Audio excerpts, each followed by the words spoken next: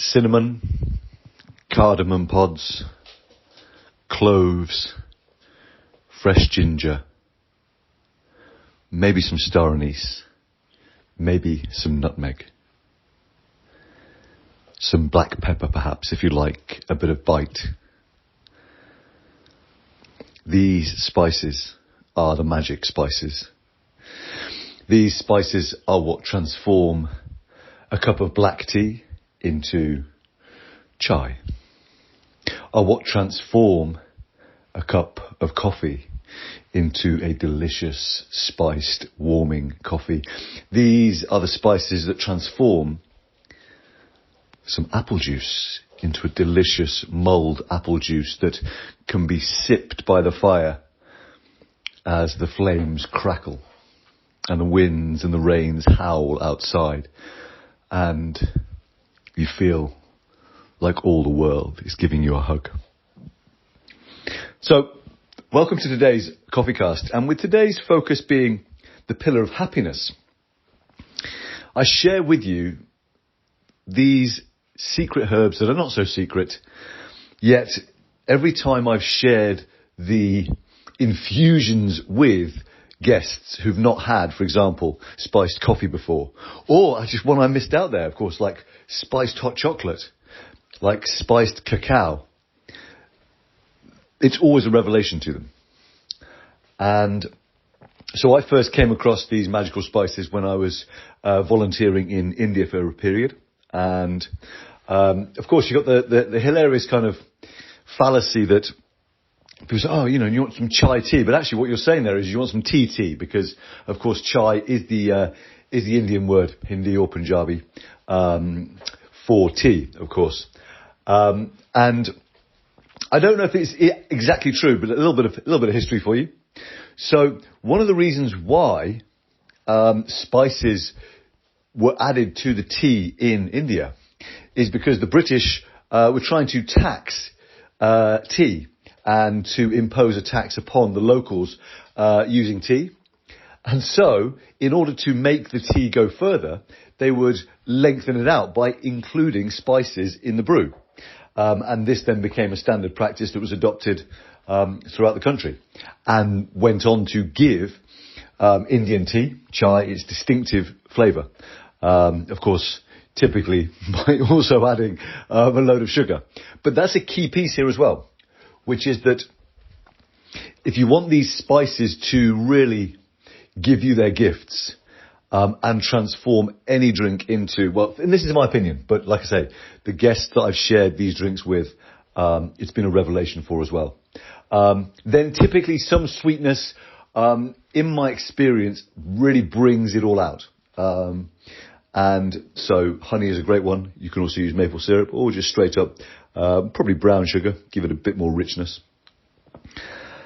So you might ask, well, okay, great, George, how much do I use? And I can give you some, fairly specific instructions. And the great thing is that once you get a kind of batch on, we can reuse the spices 2 or 3 times through before they lose their flavour. So in terms of ginger, you could use about a piece the size of your thumb, and cut that up fairly small, or you could crush it in a pestle and mortar. In terms of cardamom pods, I'm a bit of a cardamom, green cardamom this is, but I'm not a fan of black cardamom. Green cardamom, so you're going for about 5 or 6 pods. Sometimes I might go a bit more than that. Cloves is an acquired flavour. They can be quite strong, and they can kind of, give your mouth a little bit of a kind of numbing sensation if you use too many.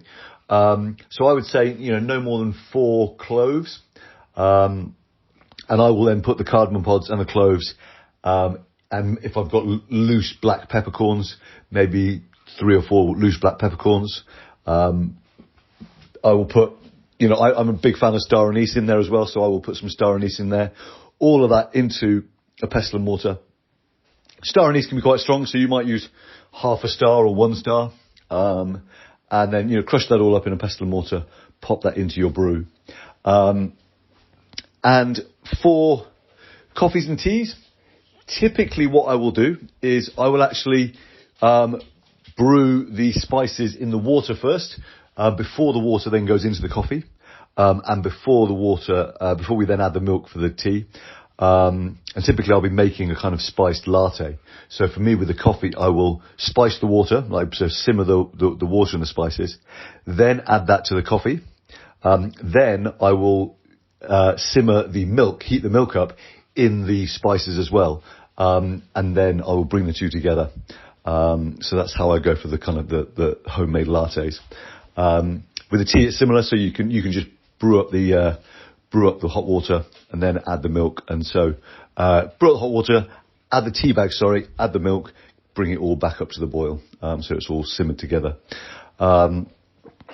For cacao, I might quite often add a tiny, a small amount of water, get that all brewing together with the spices, so get the spices active. Then add the milk, and once the milk gets up to temperature, then add the cacao, stir that all together. And then obviously strain off. So having a good tea strainer is a really key piece of this whole deliciousness journey. And not least because we can then speak about some other drinks you may want to explore. So I'm looking at my shelf now and I can see my little jar of nettle seeds. And nettle seeds are a natural stimulant. So nettle seeds, nettle leaves, these make amazing teas for anti-inflammatory, stimulation. Of course, out in the garden right now, I've got some mint, which is incredible. A little squeeze of lemon and some mint is an amazing, just freshening drink. So there we are. Just a few little ideas. If you've got some nettles growing, nettle tea is just incredible and so good for you. Anything else to kind of share? No, you can tell I'm obviously quite passionate about this. For me, it's something so simple yet so enriching. Working with these herbs and spices to transform for me any drink into something that feels both luxurious and comforting and just downright delicious. So there we are. The secret, magic, not so secret, herbs and spices that can transform your daily cuppa as you perhaps listen to this CoffeeCast. So there we are. Cinnamon, cardamom, cloves, ginger, and then depending on your flavours, star anise, black pepper. Could also add some nutmeg as well. I quite like a bit of what's the word I'm looking for here? Whole nutmeg. So yeah, smashing up a bit of whole nutmeg in that pestle and mortar mix as well can be a real delight, but not too much again. It can be quite strong. So, all right. And listen, wherever you're listening to this, hit me up in the comments. Let me know, any little suggestions or secrets you've got. What little kind of ways and means have you developed to create incredible drinks? Because this has always been a bit of a kind of feature in my household that I would share these spiced coffee, tea or cacao, often along with these amazing raw chocolate little bars called on bars. And so having kind of, that is how I might welcome my guests quite often. It's become a bit of a feature. So how do you welcome your guests with a kind of hot chocolate, a hot drink? Are you a cake person? What little ways have you got to let your guests know they're super welcome? All right. So I hope this is helpful. A little change from the usual, but I also hope that perhaps whether it's under the pillar of happiness or under the pillar of home, that it gives you some enrichment to your day and to your cuppa. All right. Lots of love.